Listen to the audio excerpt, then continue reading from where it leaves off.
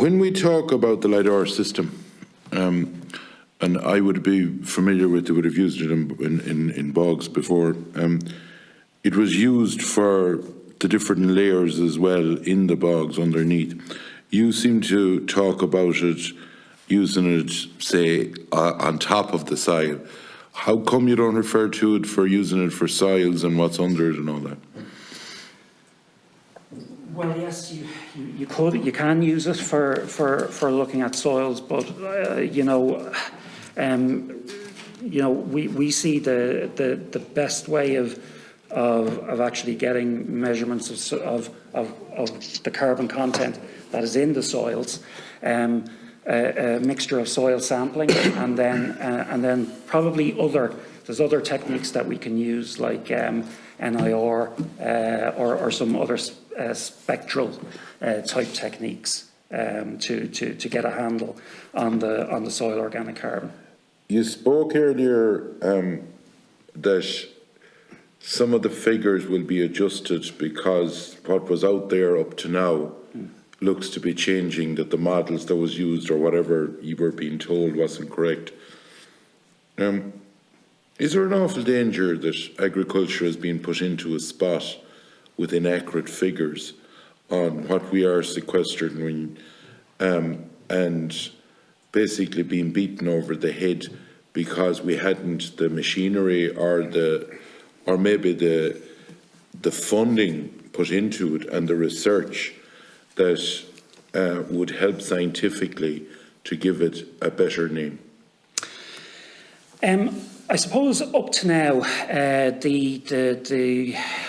the research that we've been doing quite a lot of research, but the research projects tend to last 2-3 years. The difficulty with soil carbon sequestration is it's a decadal process. Okay, so if you want to measure, so I'll give you the example of a swimming pool. Okay, if I told you to estimate how much extra, if I have a tap-on drip going into that swimming pool, okay, and I say the only way you can measure how much of water is going into that is to measure the height of that pool, right? You measure the height at time A, and you might need to wait 10 years for the height to change measurably so that you can actually see a demonstrable difference. So it's the same for soil carbon.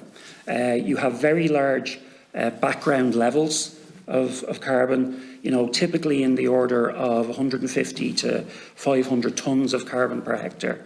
And you have an input that might be half a tonne to a tonne of carbon per hectare. So there's a very low level going into a very large background, which is why the other way that we get at it is to actually measure directly measure the amount of CO2 being sucked up by the grass and the amount that's being released. Okay, so the flux towers that we use measure CO2 flux, the amount coming in and leaving 10 times a second, every second of the day, every day of the year at a field scale.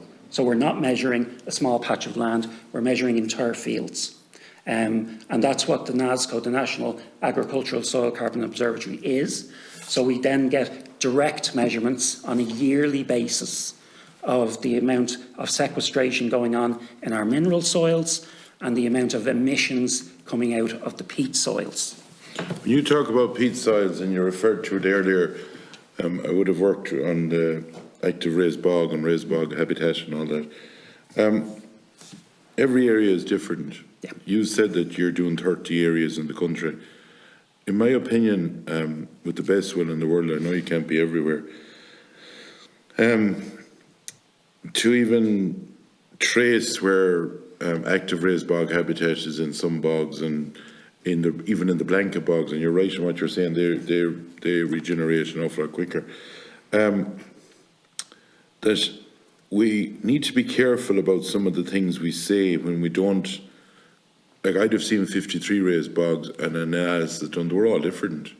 Absolutely. And that we need to be very careful of what we're saying that they're emitting, because it mightn't be over accurate. It could be a totally different scale. But on top of that, and I'll put this to you, scientifically we need to find solutions, because you spoke earlier on about, re-wetting and all of this. He'll be a brave politician that will tell half the west of Ireland or the northern part of the country or Kerry, for that matter, to pull out the cows and go re-wetting it. Like, that's not going to happen, realistically.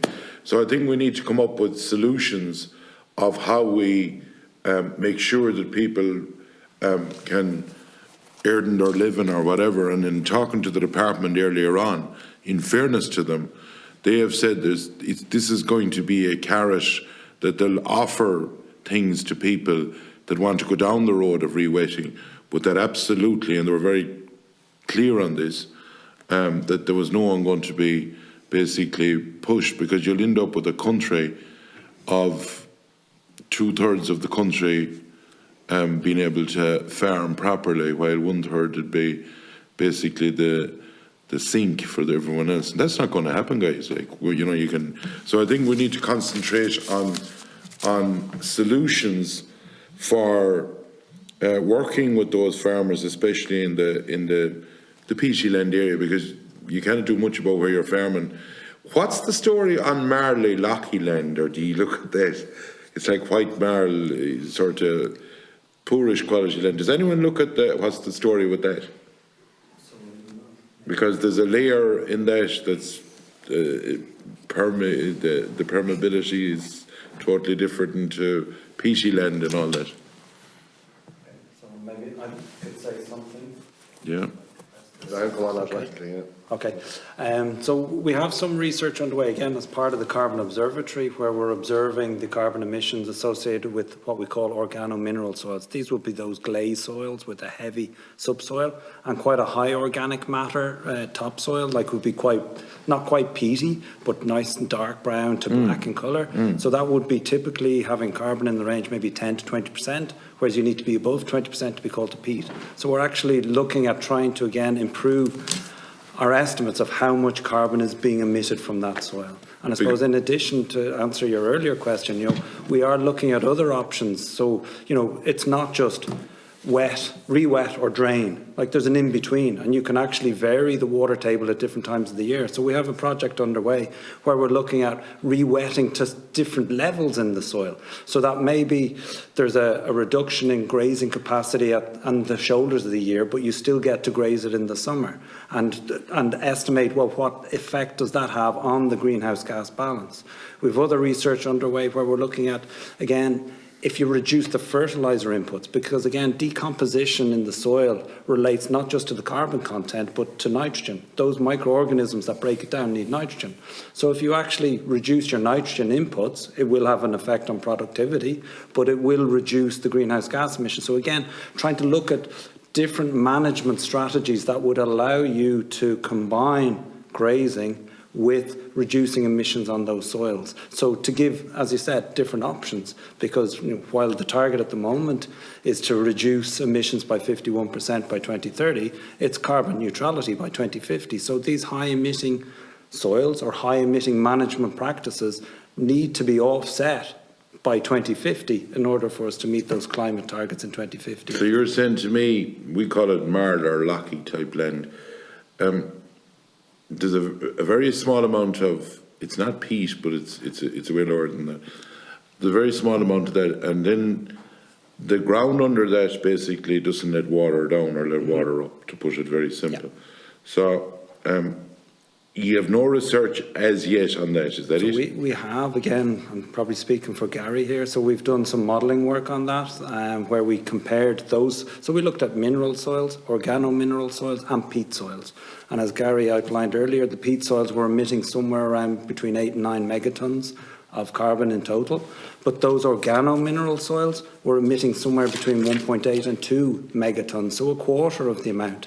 But the reason that value is high is that there's probably a lot more of that soil in comparison to the 350 or 330,000 hectares of peat soils. Gary spoke earlier on the forestry, and you might, when you go putting it into normal figures, these megatons, what do you, say you were saying if we'd done 8,000 hectares for the next 10 years, what's that in for us who say Ireland is emitting, you'll hear the dairy herd is doing X, Y and Z and transport in tonnes. How many tonnes are you referring to that we can sequester?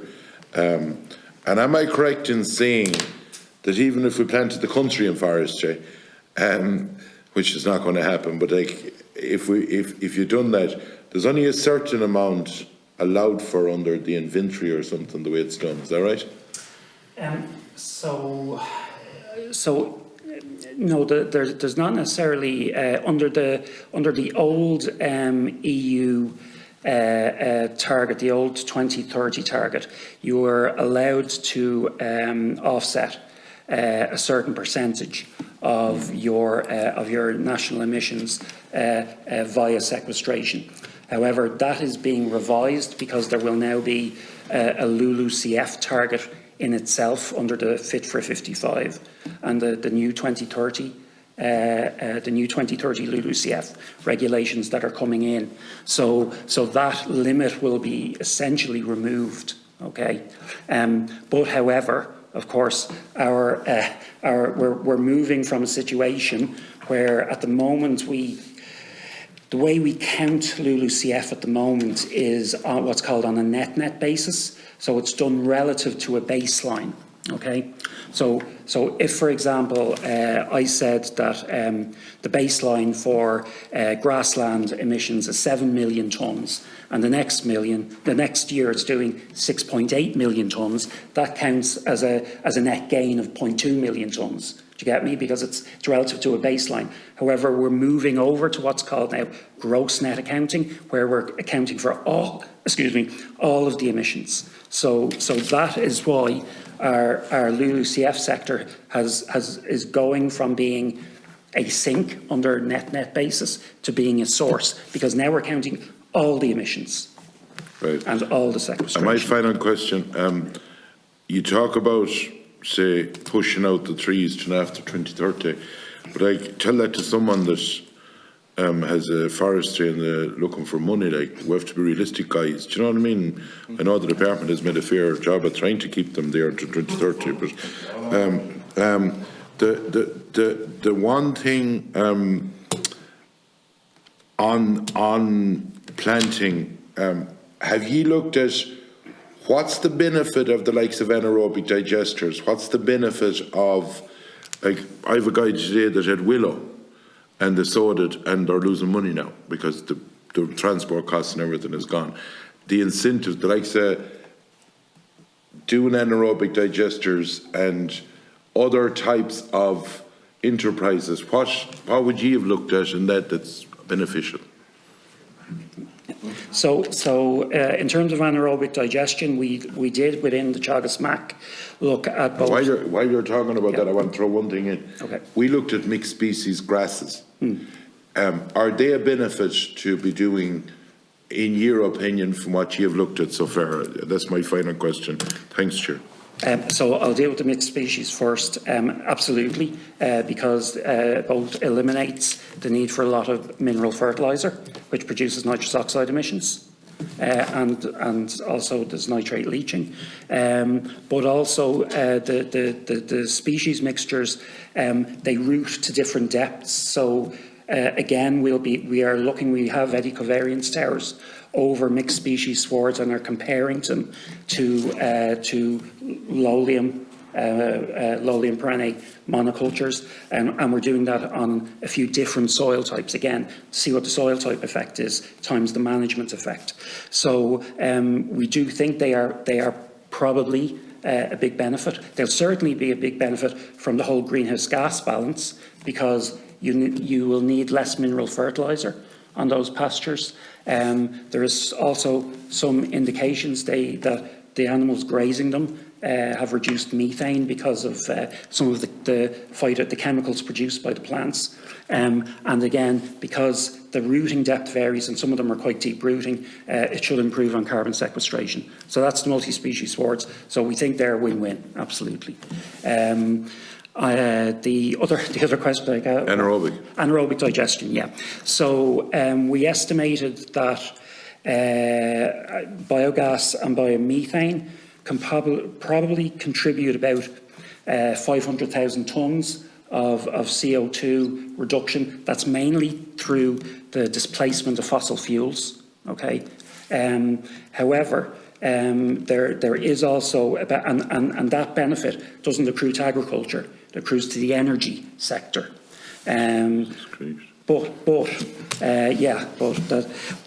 The other thing is, because you're putting, you can put slurry, for example, into it. It will mitigate also agricultural emissions, because you won't have as much, say, ammonia or methane being produced, because you're putting that slurry into an AD or a biomethane system. And can you get carbon credits back from, be it the forestry or be it the methane that you put into that grid, helping the transport sector?